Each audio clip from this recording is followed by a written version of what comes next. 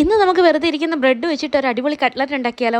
Easy റെസിപ്പിയാണേ. നമുക്കൊന്ന് try ചെയ്ത് നോക്കാം കേട്ടോ. ആദ്യമേ കുറച്ച് ഉരുളക്കിഴങ്ങ് എടുത്ത് നന്നായിട്ട് ബോയിൽ ചെയ്തെടുക്കുക. എന്നിട്ട് അതിനൊന്ന് സ്മാഷ് ചെയ്തെടുക്കാമേ.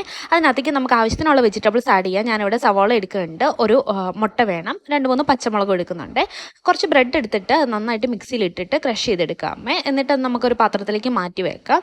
ലാസ്റ്റ് നമുക്ക് ബോയിൽ ചെയ്യാൻ വേണ്ടിയിട്ടുള്ളതും സെപ്പറേറ്റ് മാറ്റി വെക്കണേ കുറച്ച്. എന്നിട്ട് നമുക്ക് പൊടിച്ച ബ്രെഡിനകത്തേക്ക് നമ്മൾ അരിഞ്ഞു വെച്ചേക്കുന്ന പച്ചമുളക്, സവാള, പിന്നെ നമ്മുടെ ഉരുളക്കിഴങ്ങിൻ്റെ മിക്സും കൂടി ചേർത്ത് കൊടുക്കാം. എന്നിട്ട് കുറച്ച് മുളക് പൊടി, കുറച്ച് കുരുമുളക് പൊടി കൂടി ആഡ് ചെയ്ത് കൊടുക്കാമേ. എന്നിട്ട് അത് നന്നായിട്ട് നമുക്ക് മിക്സ് ചെയ്തെടുക്കാം. ഇത് നന്നായിട്ട് മിക്സ് ചെയ്തതിന് ശേഷം നമുക്കിനി മുട്ട വേണം ഇത് മുക്കി പൊരിച്ചെടുക്കാൻ വേണ്ടിയിട്ട്. അങ്ങനെ കട്ട്ലറ്റിന് വേണ്ടിയിട്ട് നമുക്കിതൊക്കെ ഒന്ന് പരത്തിയെടുക്കാം. എന്നിട്ട് അതിനെ നമുക്ക് മുട്ടയിൽ മുക്കിയിട്ട് ബ്രെഡ് ക്രംസിൽ കൂടി മുക്കി നന്നായിട്ട് അതിനെ ഫ്രൈ ചെയ്തെടുക്കാമേ. ഫ്രൈ ചെയ്യുന്ന സമയത്ത് ലോ ഫ്ലെയിമിലിട്ട് ഫ്രൈ ചെയ്യാനായിട്ട് പ്രത്യേകം ശ്രദ്ധിക്കുക, അല്ലെങ്കിൽ നമ്മുടെ ബ്രെഡ് ക്രംസ് ആദ്യമേ തന്നെ കരിഞ്ഞു പോകുമേ. അപ്പോൾ അത് നന്നായിട്ട് ഫ്രൈ ചെയ്തെടുക്കുമ്പോൾ അത് അടിപൊളി റെസിപ്പിയാണ്. ആവശ്യത്തിന് എരിവും മധുരവും ഒക്കെ ചേർന്നിട്ട് നല്ലൊരു ടേസ്റ്റാണ്. അപ്പോൾ വെറുതെ ഇരിക്കുന്ന ബ്രെഡൊക്കെ ഉണ്ടെങ്കിൽ ഇത് ഒന്ന് ട്രൈ ചെയ്ത് നോക്കുക കേട്ടോ. താങ്ക്